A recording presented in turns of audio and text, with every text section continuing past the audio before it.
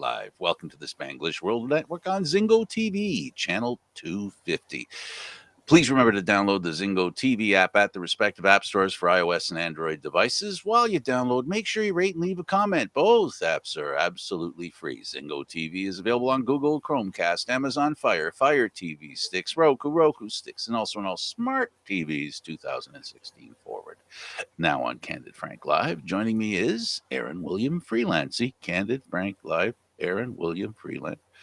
I can only have somebody with three names do this show with me. It's the only thing I can do. It's all I'm entitled to. So the good news is, Aaron. Trade deadline day is over. Thank goodness. Okay, that's the good news. I was trying to figure out what the good news was, and I guess that's probably as good a choice as any. So, well, let's start with the Habs. St. Louis. Sure. Man, I'm going to need some water.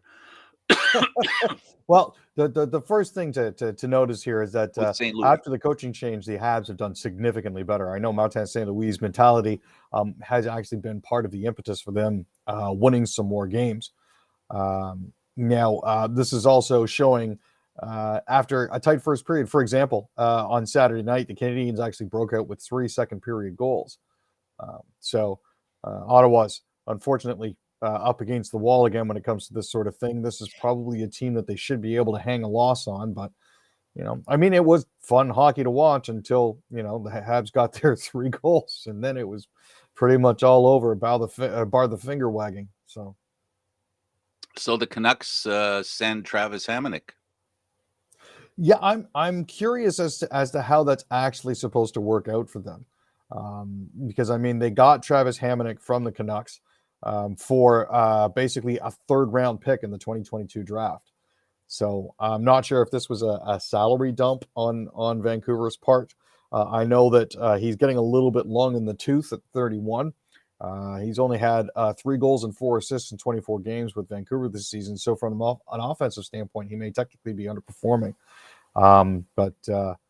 Yeah, I'm not sure why they picked him up at this point, but I think it's partially because he signed a 2-year, $6 million contract with the Canucks in July. So they may be looking to offload some money. Yeah, and then they brought in, Dermott. That probably has something to do with it.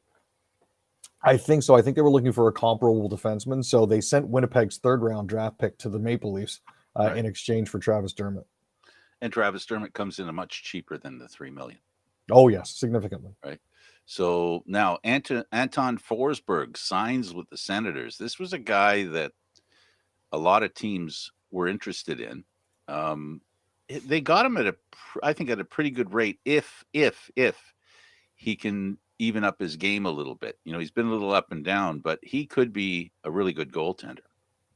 Yeah, I mean he's definitely shown flashes of brilliance, and I think for certain portions of the period he has of the season so far, he has been Ottawa's go-to guy. It's not a hefty cap hit. That's the important part here. We're looking at a 3-year extension worth $8.25 million, which is an AAV of 2.75. So as it currently stands, they kind of had to try to get him at a lower price because Matt Murray is still under contract at $6.25 million per. And they're sort of stuck with that, at least for the next 2 seasons. So, staying with the Senators, they send Nick Paul to the Lightning. They get Matthew Joseph, a good young player, a real tough player for.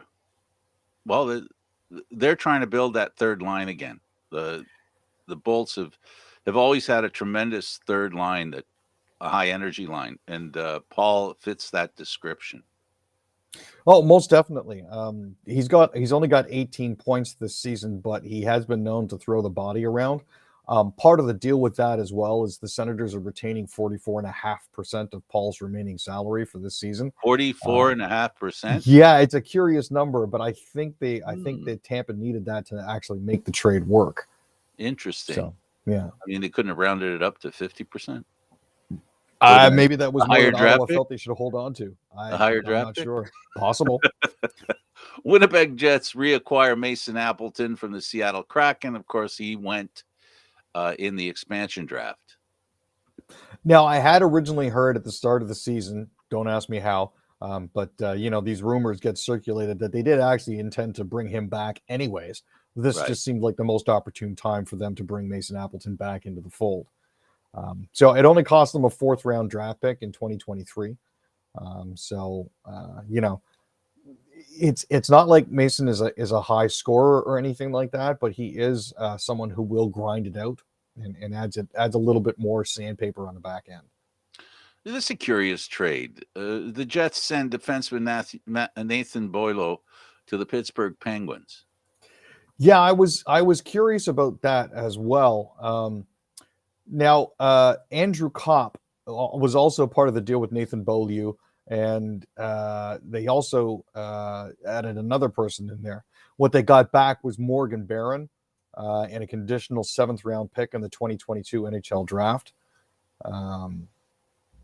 Now, I know that Brian Little was also moved out. He was actually sent to the Arizona Coyotes for a 2022 fourth round pick. It was an interesting move on their part. I'm not 100% sure what the end goal is here, but if Cheveldayoff's history has anything to do with it, it'll probably be shown to be something horrific. But we'll have to see what comes of it. The Jets Harkins scores twice. They win over the Blackhawks 6-4. Yeah, this is a little bit of a bright spot for them. Jansen Harkin got 2. Kyle Connor got his 39th goal of the season. Nikolai Ehlers, Josh Morris, and Morrissey, and Blake Wheeler also added goals. So it's good to see that they're getting all sorts of even contribution. Andrew Kopp, now departed, added 3 assists, and this is where their third win in 4 games. So they're within 5 points now of the Western Conference final wildcard spot. It looks like they're definitely making a push for it. Yeah, but you wouldn't know it on trade day, but that's okay. Flames, they beat the Canucks. Revenge for a 7-1 loss at home last week. This was not a very pretty game to watch. Not in the sense that it was penalty filled, just that it was a tough slog, dude. I tried to stay awake for it, but it was just some rough hockey. But as Kachuk said, look, they got embarrassed losing 7-1 back on February 24th. So this was Calgary's chance to take a little bit out on them and kind of get that back. Highmore and Besser scored for Vancouver. Demko stopped 25 of 29 through 2 periods, but Halak had 14 in the third. This is the first time he's played since February 28th. They actually vastly outshot the Canucks 44-25, but they're 7-4-1 in the second half of back-to-backs this season as well. Not sure how much of that has to do with Sutter being back on the bench and them playing like a playoff team ever since the All-Star break, but it's also putting Sutter's name into the conversation for Jack Adams. Oilers, Kane, McDavid help Oilers top Devils for the 5th straight time. Straight wins, sorry. Yeah, Kane had 2. He's looking to be the secondary scoring punch I think that the Oilers have been looking for. So despite all of his personal issues and the baggage that goes along with a player like Evander Kane, he's at least being a solid contributor for this team. So McDavid also, he's doing his thing. He had a goal and 2 assists, and they used a 4-goal third period to top the Devils 6-3. The Maple Leafs traded Travis Dermott to the Canucks. This is a guy who I'm not sure that another coaching staff would let him go, but this one in particular would. He has never been, and let me underline this, never been one of Keefe's favorite defensemen. Which I find interesting because when Dermott actually came back to the Marlies in 2018 after the Leafs were eliminated, he was actually one of the key reasons why that team managed to win the Calder Cup that year. So I'm curious as to how he fell out of favor with Keefe so quickly, And it does, raise an eyebrow because he has, okay, maybe he doesn't have a tremendous shot. That we know he doesn't have a tremendous shot. At least he's never shown us that he has one. But we do know he can skate, and we do know he's not afraid of physical contact. He has a fair size. He's not a small guy, right? it's one of those things. It's curious that when you see any team, there's players that for whatever reason cannot look good wearing that jersey, and then they go somewhere else. Do you see where I'm going with this?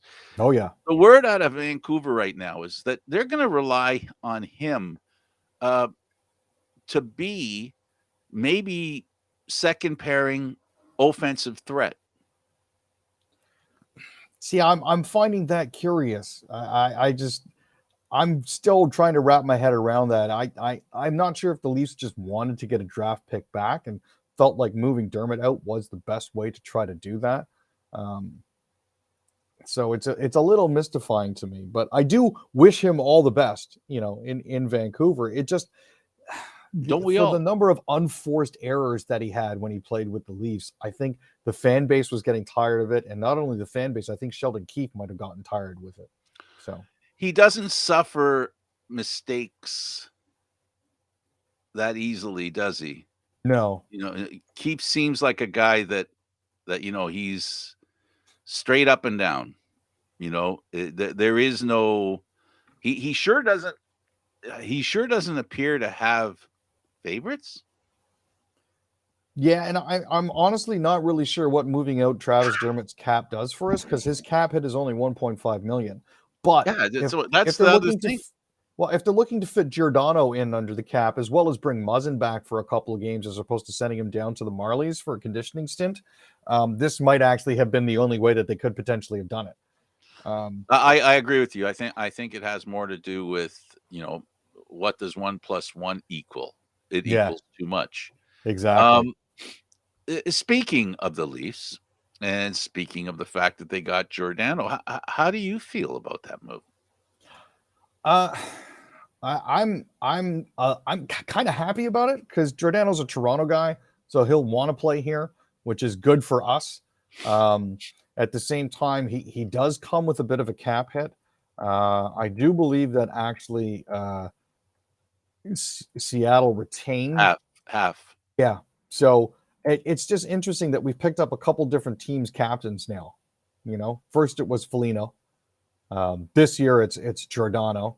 I mean, yeah, granted, Seattle's retaining 3.375 million. So his remaining daily cap hit is only 658 grand, but it's one of those. I'm not 100% sure where I see this going because at the end of this season, he's going to be an RFA. I Or think sorry, I have an UFA. idea. Yeah. Yeah, not So our UFA. Yeah, yeah. I think it's quite possible he could be the next Spezza. I mean, if we can keep bringing him back, he's earned 60 million bucks over the course of his entire career. He may just be looking for a nice quiet place to play out the string. No, I get that. I get that. But there might be this desire to be around in case Toronto, Ever catches breaks lightning out. in the bottle, right? Hmm. And It's if he entirely can be possible. and if he can be a part of that, right? Well, we'll put it in an obvious way. Spezza has been playing for the minimum for a couple of years now. Yep. 3, I think. This is the 3rd year that he's been playing for, you know, um, basically the minimum, and he doesn't seem to regret it. No, this is one of those everybody jokes about how hard it is to play in Toronto and why would you ever want to come here and they've got so much tied up in their top 4 or 5 guys.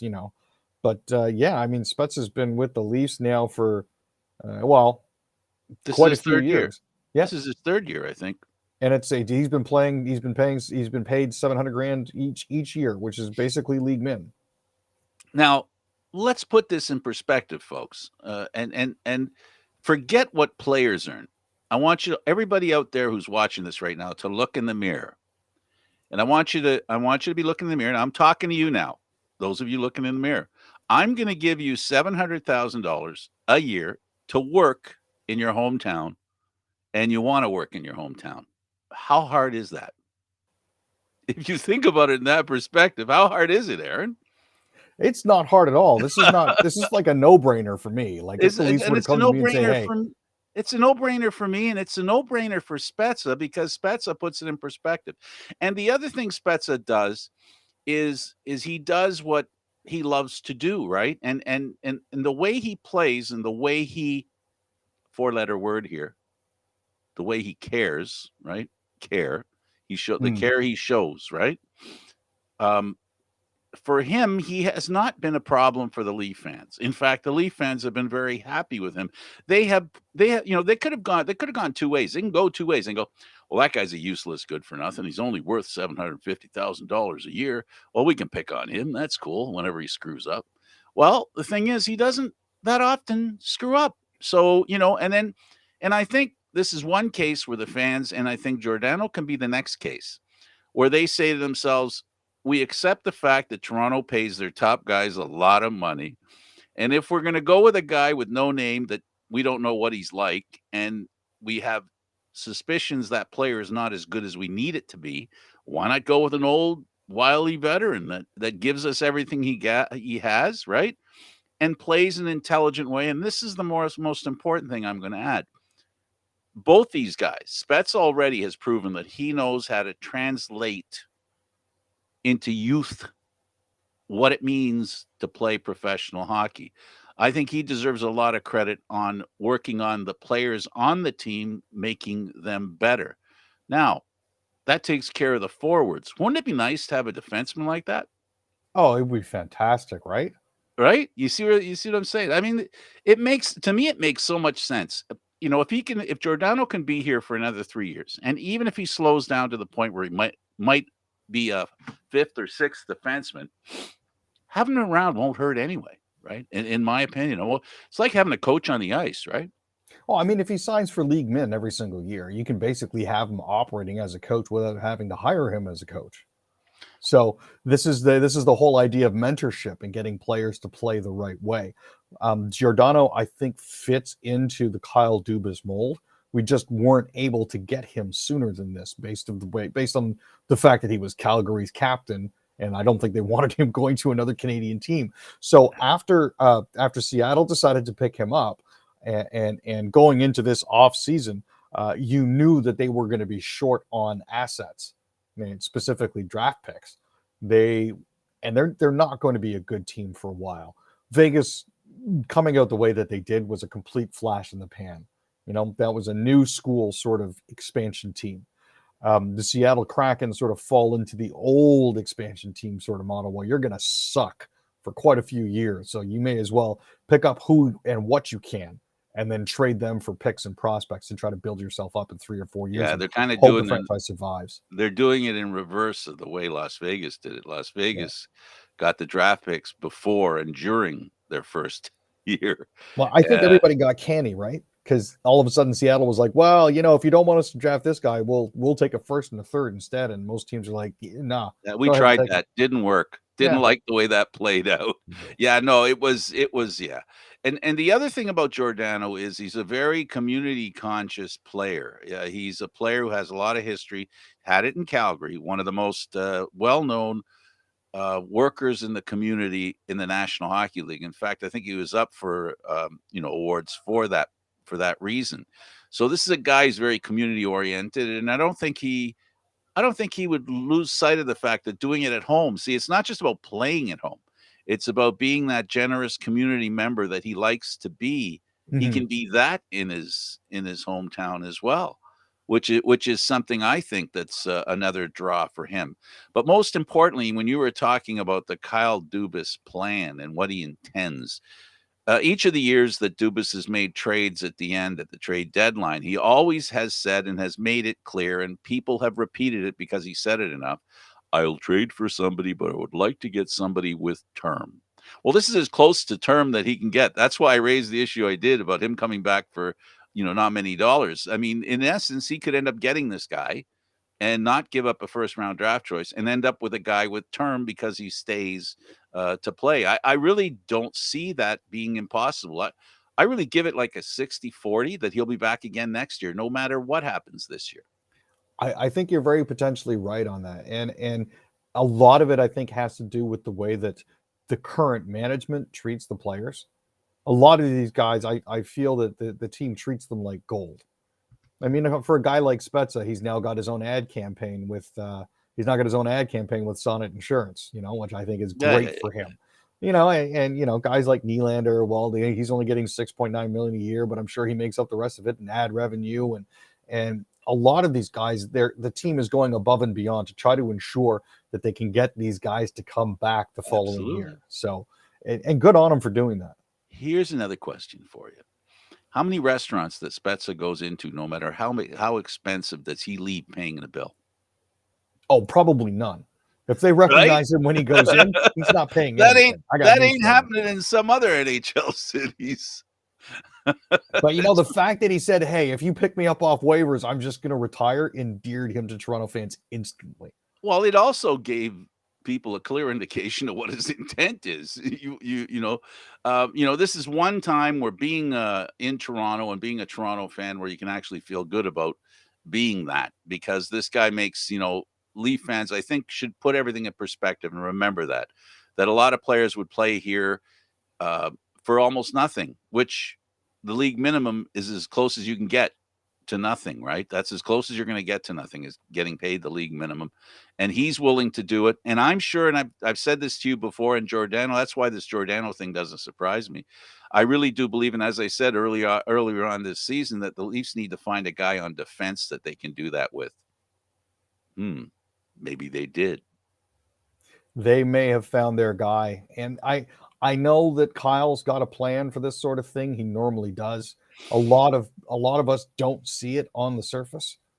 I think this whole play doesn't even need a plan. I mean, there's not many. No. Oh, well, I shouldn't say that. There are teams that players say, I'm going there and nowhere else, that they get a bit of a break. That's what happened with, of course, with Miami and picking up the Flyer captain, right? They got him because he wanted to go there, and they got him for very little because there was no negotiating involved. So how much are you going to give me?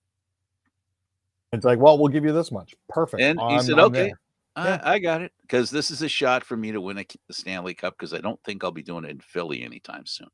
So there it is. That's the sports for us today. Let's talk about, I'll mention this to you. And I don't know what it is, whether subconsciously I've adjusted my head to it, or I don't know. I know it wasn't intentional, but today we went out and I went into 3 different stores. I was in the middle of the store before I realized I didn't have my mask on. Well, welcome to Mandate Mask-Free Monday. So I went to the Walmart, greeter. I said, listen, do you have masks? I forgot mine. So, well, you don't have to wear one. Oh yeah. Okay. All right. I forgot, or didn't care. I think the didn't care part was, the funny thing is, though, I've done it, forgotten to put the mask on, but usually it's in the parking lot before I get to the front door. Yeah. But today, and I'm talking 3 times going out shopping, I did it repeatedly. And I'm in the middle of the store going, I'm not wearing a mask. It's like I'm almost thinking, Aaron, subliminally thinking that people are saying, I don't want to wear a mask. I don't want to wear a mask. I'm not wearing a mask. Hey, you know what? If not wearing a mask makes you happy, more power to you. Yeah, it is what it is, buddy. Yeah. Okay, we only got a minute left. Pick your poison. Oh, gosh, I get to pick my poison, eh? Pick your poison. All right.